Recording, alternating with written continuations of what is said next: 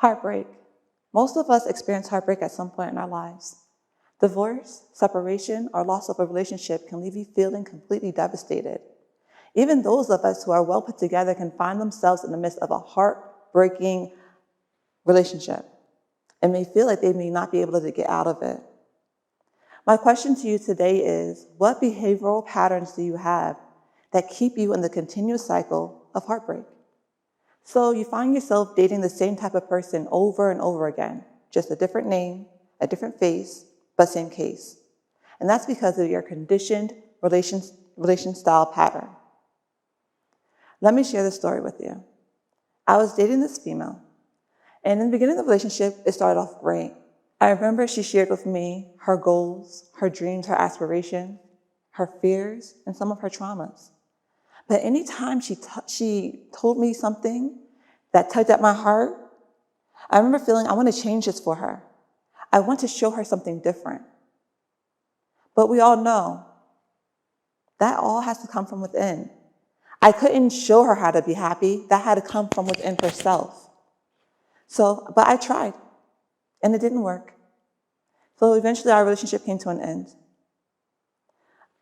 Moving on, I found myself in another relationship. This time, this female got out of a toxic relationship. She told me about her boyfriend was abusive.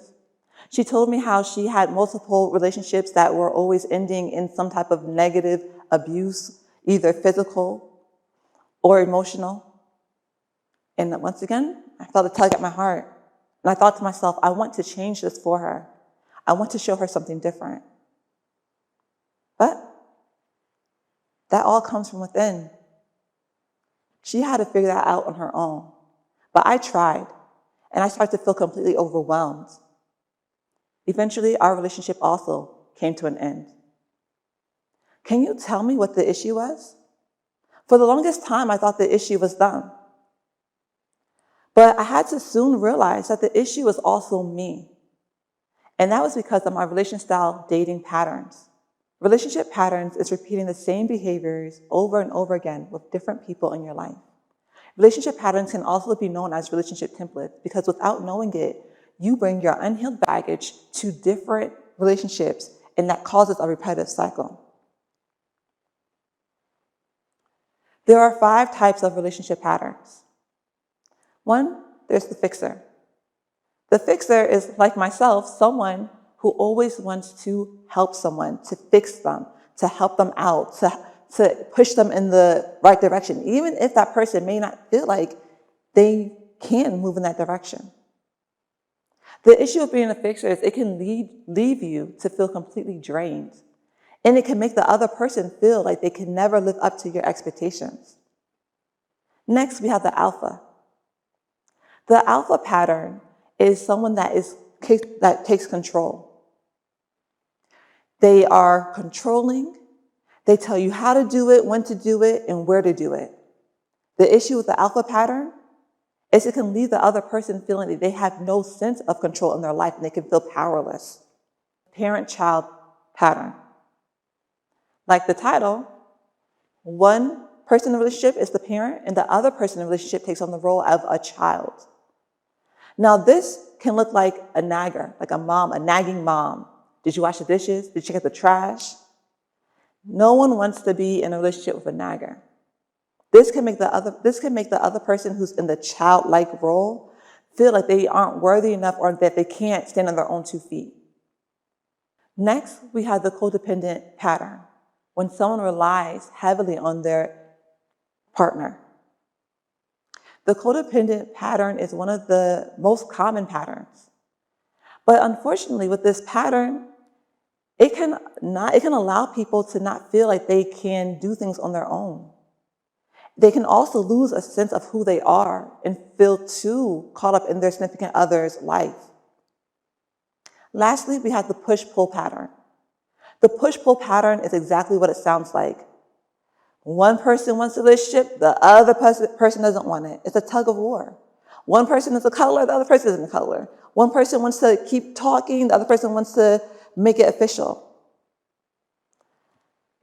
With all these patterns, there's no completely good or bad part in them. Are you trying to figure out what pattern you fall under?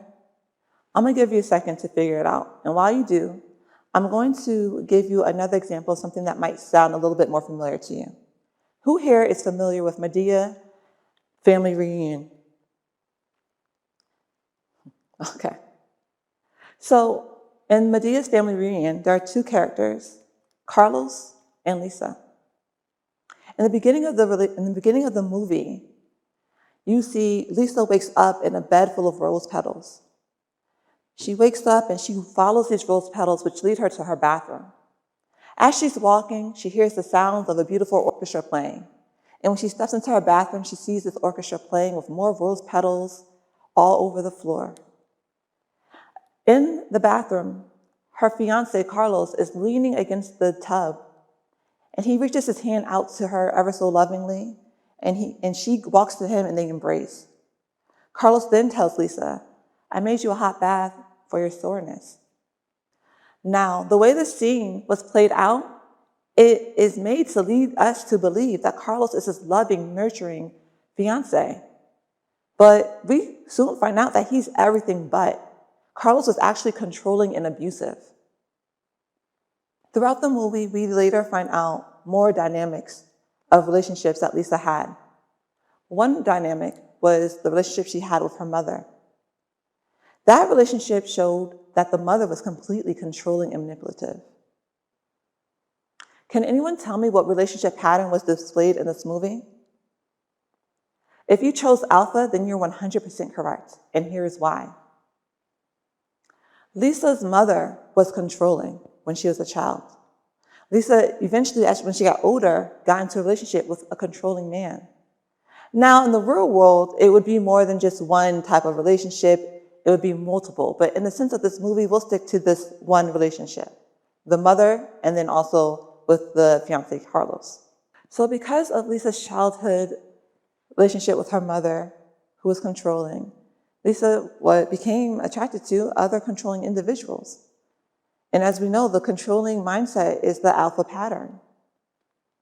So you saw the dynamics between Lisa and her family. One thing I want you to do is to look into your own relationships and pick out those patterns in your life. And before I end this talk, let me leave you with this. The only difference between the word parent and the word partner is one letter.